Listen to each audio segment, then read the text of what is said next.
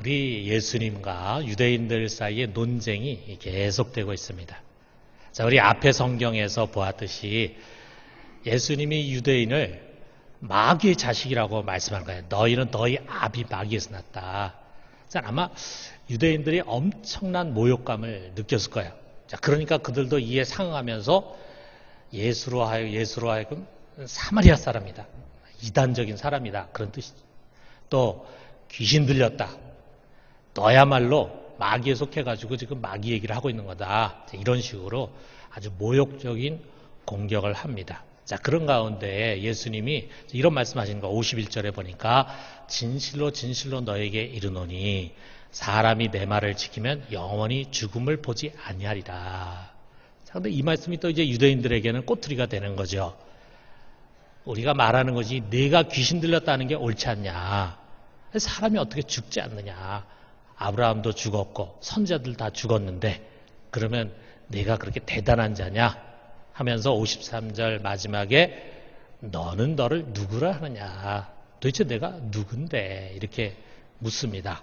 자, 이 질문에 예수님은 자신과 이 유대인들이 그렇게 자기 조상이라고 떠받드는 아브라함 사이의 관계를 가지고 답을 하는 거예요. 56절에 보니까 너희 조상 아브라함은 나의 때 볼 것을 즐거워하다가 보고 기뻐했느니라. 자, 그러니까 유대인들이 아니 네 나이가 50살도 안 됐는데 수천 년 전에 살다가 죽은 우리 조상 아브라함을 봤다고 얘기하는 거냐.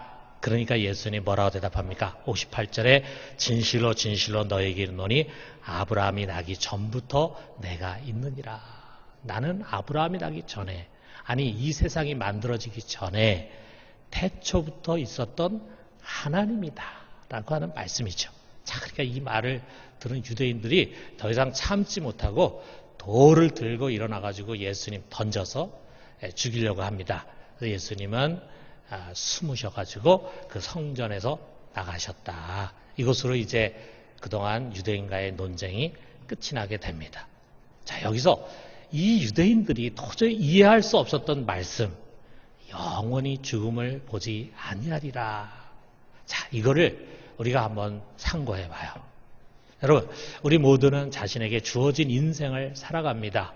그래서 우리 대충 평균 잡아서 이제 80세 정도를 산다 그러는데 70세에서 90세 정말 짧지 않은 인생이죠. 길고 긴 인생 여정을 살아가는데 그 인생 여정이 단순하지도 않고 쉽지도 않습니다.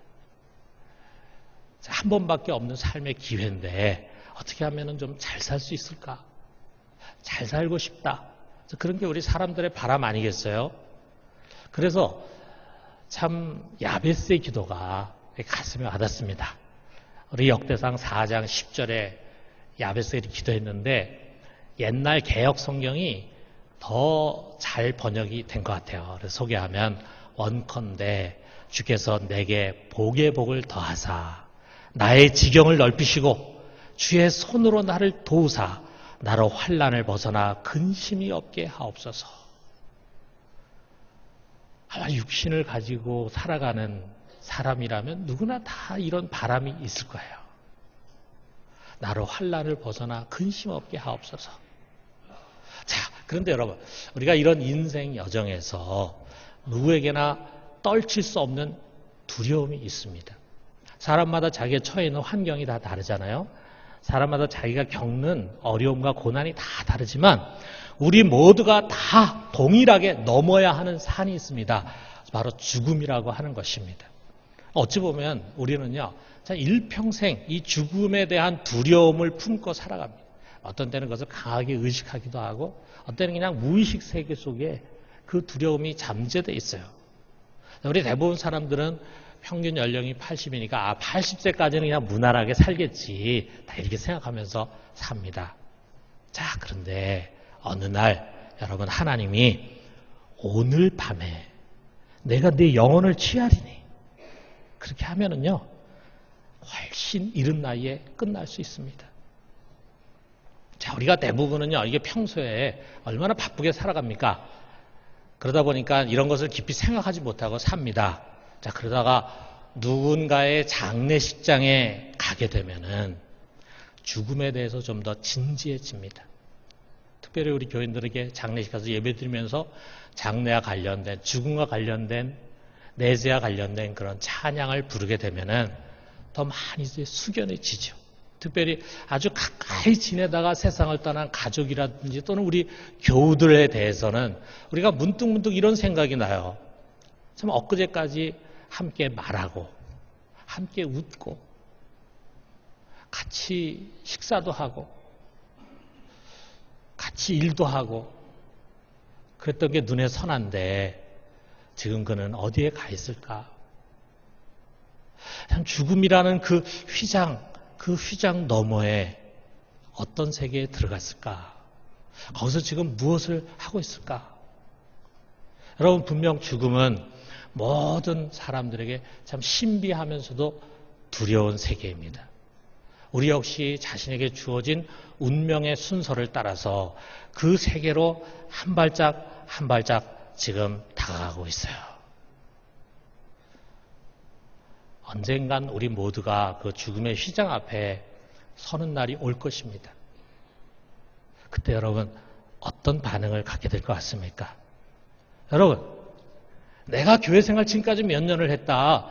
내가 지금 무슨 직분이다.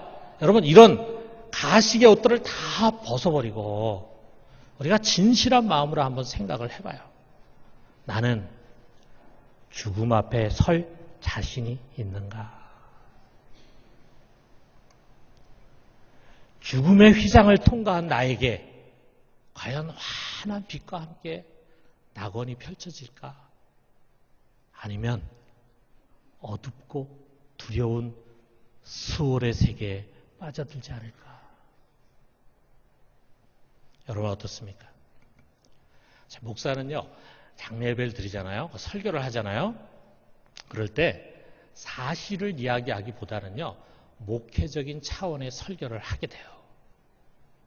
우리 가족들은 고인이 좋은 곳에 가기를 바랍니다. 그러지 않겠어요? 고인이 만약에 교인이라고 한다면 당연히 천국 같다라고 하는 설교를 듣고 싶을 것입니다. 심지어는 불신자인데도 불구하고 마지막 임종 직전에 교인들이 그곳에 가서 예배드리고 찬송 부를 때 눈물을 흘렸어요. 그런 반응을 보인 그것 가지고 천국 같다 하는 그런 희망의 말을 듣고 싶어 합니다. 물론 목사로서 좋은 말로 위로할 수 있죠. 그러나 과연 그가 천국에 갔을까? 거기에 대한 확신은 없습니다. 심지어 우리 교인들의 장례예요. 우리 교인의 장례식이지만 확신이 서지 않는 사람이 있어요. 기가 막힌 일 아닙니까? 왜? 그의 삶을 너무 잘 알고 있거든요. 과연 그가 올바른 믿음을 인정받고 지금 주님의 품에 안겼을까? 아니면 뭐란 말입니까? 여러분, 정말 상상하기도 싫은 거죠. 여러분, 누구나 거치게 될 이 최대 관문, 다시는 기회가 없을 이 최종적인 심판에서 여러분은 의롭다 하는 판결, 죄가 없다 하는 판결을 받고 죄 없는 거룩한 자만이 갈 수 있는 아버지의 집에 갈 확신이 있습니까? 그럴 것 같습니까? 저는 여러분에게 간곡히 부탁해요. 여러분 아니라면 빠지지 마십시오. 뭐 어떻게 되겠지. 내가 그래도 매주일 예배 참석했는데 어떻게 되겠지. 여러분 죽음의 문제가 그렇게 안이하게 생각하시는 게 아니잖아요. 한 번밖에 없는 기회인데 여러분 자신의 믿음을 테스트해야 됩니다. 정말 믿음이 있는 점 테스트해야 돼요. 여러분 고린도후서 13장 5절에 교인들에게, 지금 바울이 교인들에게 하는 말입니다. 초대교회 교인들에게 하는 말입니다. 너희는 믿음 안에 있는가? 너희 자신을 시험하고 너희 자신을 확증하라. 예수 그리스도께서 너희 안에 계신 줄을 너희가 스스로 알지 못하느냐? 그렇지 않으면 너희는 버림을 받은 자니라. 너희 자신 시험해라. 진짜 너희가 믿음 바르게 갖고 있는 건지.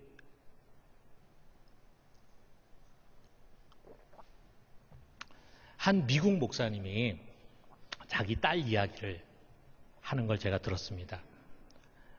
그녀는 자기가 구원을 얻었다고 말하면서 세례를 받았어요. 목사인 자신이 볼 때도 자기 딸이 크리스찬처럼 보였습니다. 학교에서도 이 성경을 다른 교과서보다 더 소중하게 여겨 학교에서 틈틈이 성경도 보고 이렇게 했던 것 같아요. 자, 그러다 보니까 그 교장 선생님이 믿음의 사람이니까 막 이렇게 칭찬을 했어요. 그런데 자기네 교회에서 부흥회가 열렸는데 그 부흥회 기간에 딸이 자기 찾아와서 말합니다. 아빠, 저 구원받고 싶어요. 그래서 뭐라고? 너 죄에 빠졌니? 하고 물었어요. 그러자 그 아이는 아빠, 저는 주님을 알지 못했어요. 성경 단어는 아빠와 엄마에게 배웠지만 주님을 안 적이 없어요. 참 딸이 성실하게 신앙생활을 했는데 당연히 목사 딸이니까 성실하게 했겠죠. 그것을 생각할 때 놀랄 일이 아니겠어요? 주위의 사람들은 참 믿음이 좋다고 칭찬하고 인정하는데 정작 본인은 아니었습니다. 자, 구원의 문제. 그런데 저는 이 구원의 문제를 말하면서 먼저 선을 좀 긋고 싶습니다. 한 미국 목사님이 이런 말을 했어요. 미국의 복음주의 교회 교인 중에 진정 거듭나고 구원받은 사람은 4%에 불과하다. 뭘 근거로 그런 얘기 했는지는 잘 모르겠지만 보통 일반 교회 뭐 유럽과 같이 교회도 잘 안 나오고 국가교회 뭐 카톨릭 교회 다 섞어가지고 그중에 진짜 구원받은 사람은 4%밖에 안 뭐 그러면 이해가 되는데 미국의 복음주의 교회 나름대로 열심히 신앙생활 한다는 복음주의 교회에서 100명 중에 4명 우리 교회 같으면 1000명 교인 중에 40명만 구원을 받았다. 저는 이런 엄격한 잣대 도대체 어떤 잣대를 가지고 생각했는지 모르겠는데 저는 이런 엄격한 잣대를 좋아하지 않습니다. 어떤 목사들은요 이 구원에 관해서 너무 엄격한 잣대를 들이대면서 그런 식으로 신앙생활을 하고 사는 게 무슨 구원받은 것이냐 하면서 두려움으로 몰고 가요. 교인들을 다. 그러면서 결국은 율법적인 신앙으로 각인을 시키는 거예요. 옳지 않습니다. 그 대표적인 사람이 바로 윤석전 목사입니다. 건강한 신학이 아니에요. 또 우리 교인들은 좀 이런 데 가까이 가지 않았으면 좋겠어요. 여러분 적어도 여러분이 우리 교회 오면은요 다른 건 몰라도 영적인 지도를 꼭 받아야 합니다. 자기가 몸담고 있는 교회에 영적인 지도를 꼭 받아야 돼요. 자, 이 세상이 지금 얼마나 영적으로 혼탁한지 몰라요. 전에 우리 교회에서 알파를 우리가 이제 했잖아요. 오랫동안 알파를 했어요. 제가 이제 제가 전적으로 믿을 수 있는 선배 목사님 통해서 그 소개받아가지고 제가 이제 알파 컨퍼런스 다니고 하는데 참 이 불신자를 전도하는데 너무 좋은 프로그램이고 여러 가지 조직과 시스템이 잘 돼 있어요. 그래서 이거 우리 교회에 도입해야 되겠다라고 하면서 도입은 했지만 그 안에 잘못된 것들이 있더라고요. 그래서 제가 우리 교회에서는 우리는 알파는 받아들이지만 이러한 것은 우리가 하지 않습니다. 예를 들면 뭐 금리빨로 바뀐다든지 또는 쓰러뜨린다든지 또 그 외에도 이상한 성령 운동들이 그 안에 있더라고요. 그래서 제가 이거는 성경적도 아니고 올바른 신앙이 아니기 때문에 우리는 이런 거 안 합니다. 성경 안에서 합당한 것만 합니다. 제가 그래서 우리 스태프들이나 또는 우리 교회 교인들, 증자들 다 그것을 순종하고 잘 따라했어요. 그래서 우리는 알파를 통해서 참 많은 결실도 맺었고 또 그것이 이제 자연스럽게 조이라고 하는 것으로 이렇게 오게 됐어요. 여러분, 이런 신앙에 문제가 있습니다. 이런 집회는 가서는 안 됩니다. 라고 이야기할 때 그걸 따라야죠. 목사님이 더 많이 배우셨고 또 연구하시고 또 우리가 영적인 지도를 받기 위해서 모셨으니까 다른 건 몰라도 이거는 우리가 순종해야 된다. 해야 되지 않겠어요? 저는 그냥 내 마음대로 하렵니다. 가지 말라 그래도 저는 가겠어요. 그러면은 그렇게 잘 지도받을 수 있는 교회에 가서 신앙생활 하는 게 그게 바른 것입니다. 그게 바른 자세입니다. 여러분, 미국의 폴 워셔라는 목사님이 있어요. 굉장히 인기가 있고 유튜브에서 많이 사람들이 그의 설교를 듣습니다. 윤석전 목사에 비해서는 훨씬 나아요. 그래도 그의 강한 표현을 우리가 가르쳐 들어야 됩니다. 이 목사님의 설교를 보니까 그 설교를 듣고 있는 청중을 향해서 이렇게 얘기합니다. 100년 지나기 전에 여러분 모두가 지옥에 가 있을 것이라. 이렇게 선포합니다. 여기 앉아서 설교를 듣고는 여러분 모두가 지옥에 가 있을 것이다. 100년 후에는. 정말 정신이 바짝 들게 하는 설교죠. 그렇지만 저는 이런 극단적인 표현에 동의하지 않습니다.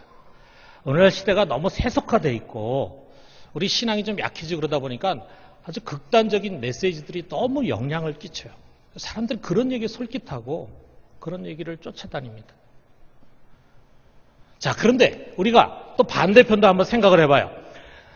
그 사람이 교회에 적을 두고 등록을 했습니다. 세례를 받았습니다. 매주 예배를 드립니다. 그런다고 그 사람 다 거듭나고 구원받았다. 이렇게 이야기할 수 있습니까? 오늘 우리가 좀 전에 이제 1:1 양육과 관련된 귀한 간증 들었어요. 자, 우리 자매님, 오랫동안 교회를 다녔어요. 모태신앙이에요. 그런데 구원의 문제, 부활까지도 아직 마음에 확신이 안 들어. 믿고 싶었겠죠. 그런데 그게 억지로 되는 게 아니잖아요. 그래서 가장 기본적인 문제, 확신이 없어요. 갈등하는 모습을 아주 정직하게 우리에게 얘기해 줬어요. 어떤 사람은 집사가 된 뒤에 한참 뒤에 제자 훈련을 받으면서 비로소 구원의 확신을 갖게 됐다. 그렇게 얘기합니다. 어쩌면 교회 안에는요, 의외로 구원의 문턱을 넘지 못한 사람들이 많이 있을 수 있습니다. 오늘 우리가 이 문제를 좀 진지하게 생각하면서 말씀에 좀 귀를 기울여요. 이게 51절에 우리가 다시 한번 같이 한번 읽읍시다. 시작. 진실로 진실로 너에게 이르노니 사람이 내 말을 지키면 영원히 죽음을 보지 아니하리라. 죽음을 보지 않는다. 이거는 여기 유대인들이 지금 오해하고 있는 것처럼 육신의 죽음이 아닙니다. 여러분, 이 죄로 오염된 육신은 아무리 예수를 믿는 자라 할지라도 죽음과 부활이라고 하는 과정을 거쳐서 거룩한 영의 몸으로 바뀌어져야 영원한 생명을 누릴 수가 있어요. 그러니까 여기서의 죽음이라는 것은 육신의 죽음이 아니라 그 육신의 죽음 뒤에 올 영원한 죽음을 말하는 것입니다. 그 죽음을 영원히 보지 않게 된다. 그런 말씀이에요. 자, 어떻게 하면 우리가 그렇게 될까? 예수님이 이렇게 말씀하십니다. 사람이 내 말을 지키면 이거예요. 주님의 말씀을 지키면 죽음을 보지 않는다. 여기 지금 지킨다라고 돼 있으니까 이거는 그러면 구원의 조건이 행위라고 얘기하는 건가라고 하는 착각을 갖게도 할 수 있어요. 그런데 여러분, 여기 지킨다라고 번역이 된 이 테레오라고 하는 헬라어는요, 본래 의미가 뭐냐면 지킨다인데 말씀을 지킨다 그런 뜻이 아니라 보호하고 지킨다. 가드라고 하는 그런 뜻, 킵이라는 뜻이고 그 다음에 보존한다. 그러면서 이제 순종한다라고 하는 뜻을 갖고 있어요. 자, 그래서 이런 다양한 의미를 종합해가지고 비슬리 머리라고 하는 사람이 잘 해석을 했어요. 그는 내 말을 지키면이라고 하는 말씀을 이렇게 해석합니다. 예수의 말씀을 믿으며 그것에 의지하고 그것의 요구들을 실행하고 또 그것에 의해 살면 이거야. 한마디로 말하면 믿음을 근거로 한 행위예요. 자, 우리가 믿음을 근거로 한 행위가 무슨 말인가라는 것을 생각해봐요. 여러분, 우리가 성경 전체뿐만이 아니라 우리가 지금까지 요한복음을 쭉 해왔는데요.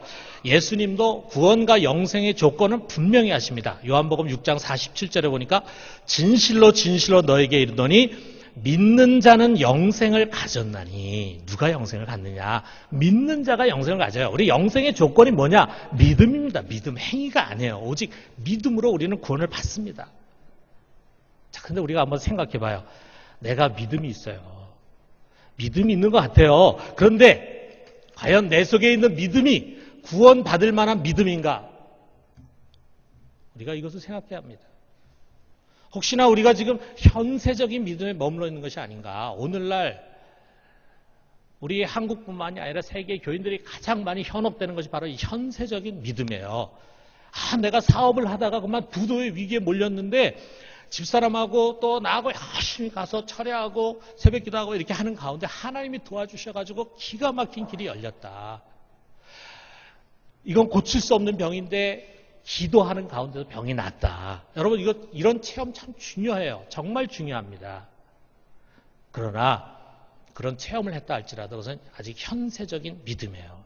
현세적인 믿음은요, 그 문제가 해결됐기 때문에 너무 기뻐요. 하나님 살아계신 것 같아요. 그런데 그 문제가 해결되지 않고 여전히 어려운 문제로 남아있으면요, 그래서 병도 낫지 않으면요, 그냥 사라져버려, 없어져버려. 그래서 우리 주변에 보면은 자기 갖고 있는 무슨 문제 해결됐다 해가지고 막 너무 믿음이 좋은 것처럼 간증하고 이렇게 하는데 얼마 지나지 않아서 보이지도 않아요. 왜? 응답이 안 되는 것들이 많거든. 여러분, 우리가 이 현세적인 믿음, 여기에 머물게 되면요, 그것은 영생과는 거리가 먼 기복신앙이 될 뿐입니다. 기복신앙.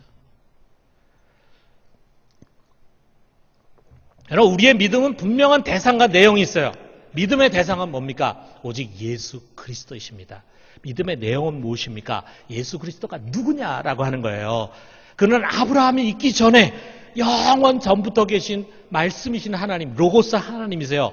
하나님의 성부 하나님의 독생자이신 이 성자 하나님이 육신으로 세상에 오셔서 우리를 위해서 대속의 죽음을 죽으시고 사흘 만에 부활하셨습니다. 그리고 승천하셔서 하나님 우편에 앉으셨습니다. 그리고 때가 되면 그는 다시 오실 것입니다. 여러분 이거 믿으십니까?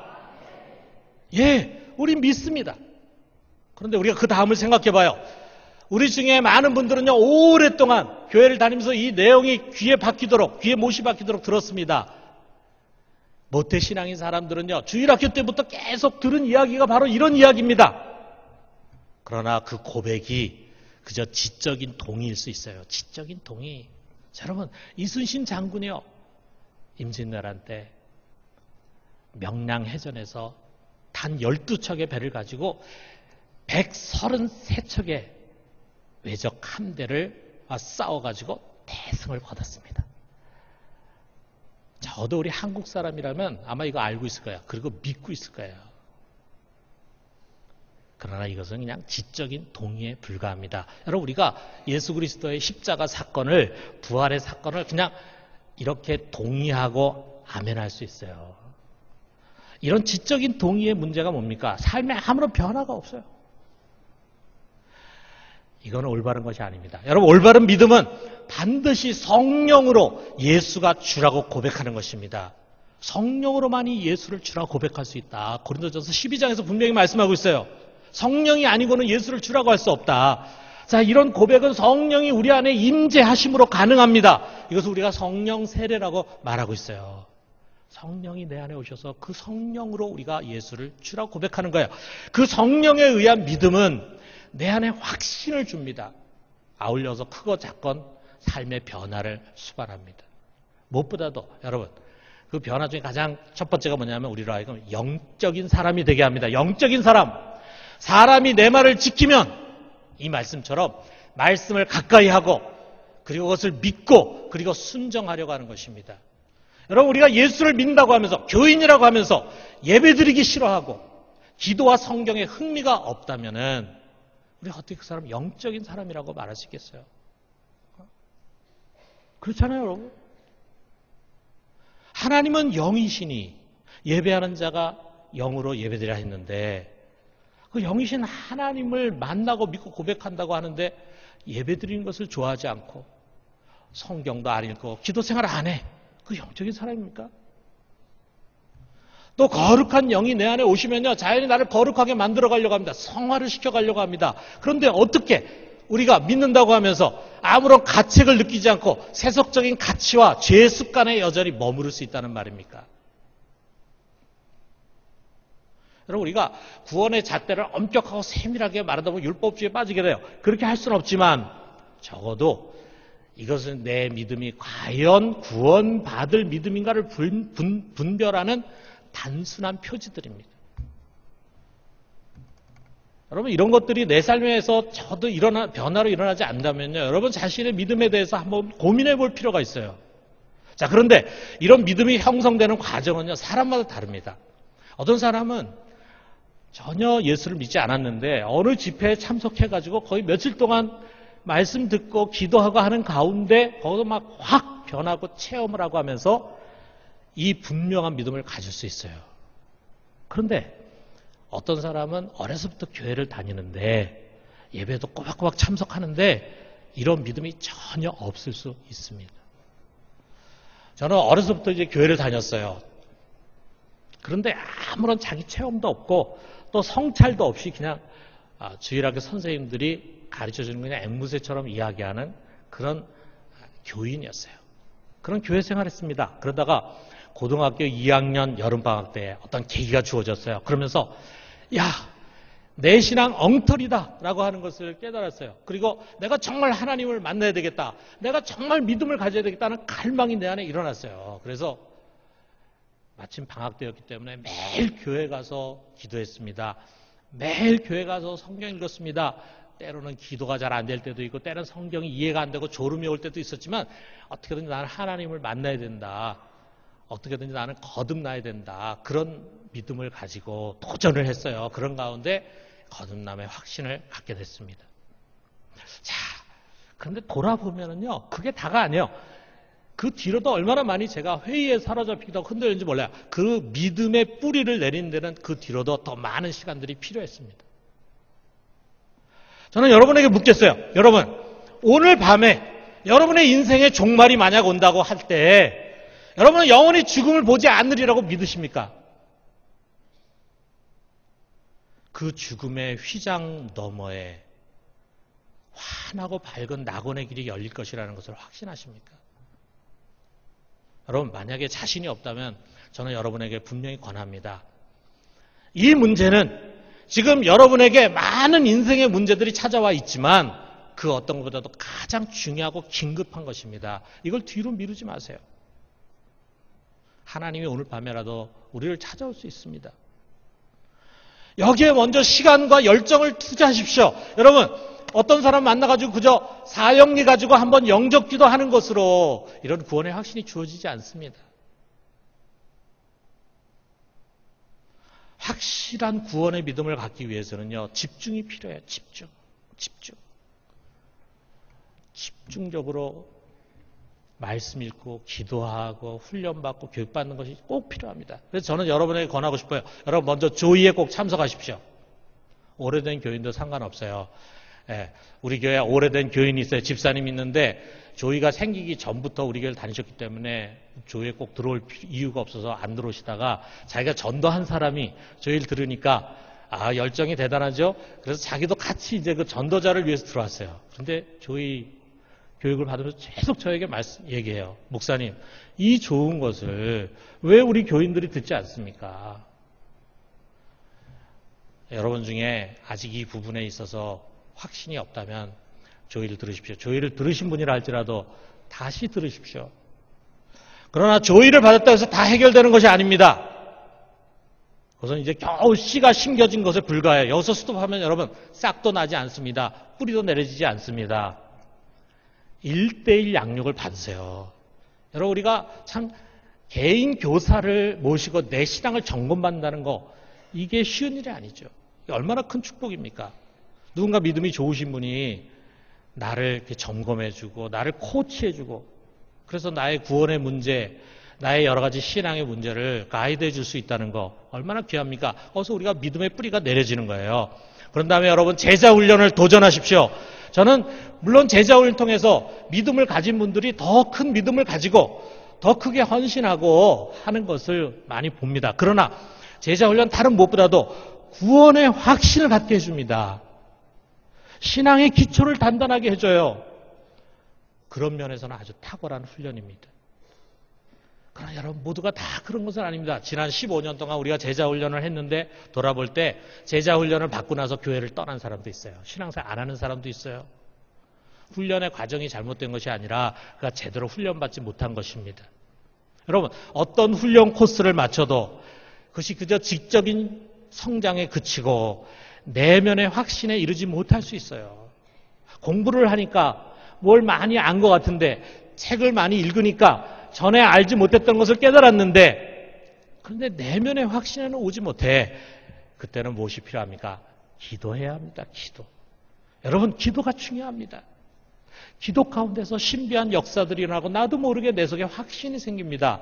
여러분 자신의 건강이나 또는 경제나 또는 자녀 문제에 대해서 기도하는 것도 중요하겠지만 그러나 그보다 더 중요한 것은 자신의 영혼을 위해서 기도하는 것입니다.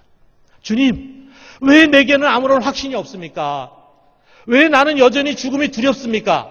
지식으로는 아는데 많이 배우기도 하고 훈련도 받았는데 왜 저는 여전히 세상 사람처럼 살아갑니까? 왜 저는 여전히 성경이 재미가 없고 기도하지 못합니까? 저에게 믿음을 갖도록 도와주십시오. 이게 성령이 가장 좋아하는 기도입니다. 가장 하나님의 뜻에 합한 기도입니다. 반드시 응답해 주시는 기도입니다. 여러분, 만약에 여러분이 오랫동안 교회 생활했지만 여전히 구원과 영생에 대한 확신이 없다면 여러분 이번 특별 새벽 기도에 한번 하나님께 매달려 보세요. 나 이 문제 해결되지 않으면은 저에게 어떤 일이 일어날지 모르지 않습니까? 하나님, 저에게 이 확신을 주십시오. 한번 일주일 동안 하나님 앞에 매달려서 기도해 보세요. 사랑하는 성도 여러분, 우리 진짜 믿음을 가집시다. 거듭나고 구원을 받읍시다. 성령을 받읍시다. 오늘 죽게 되어도 나는 반드시 부활하고 천국에서 영원히 살게 될 것이라는 확신에 섭시다. 그래서 영원히 죽음을 보지 아니하는 우리 모두가 되기를 주님의 이름으로 축원합니다.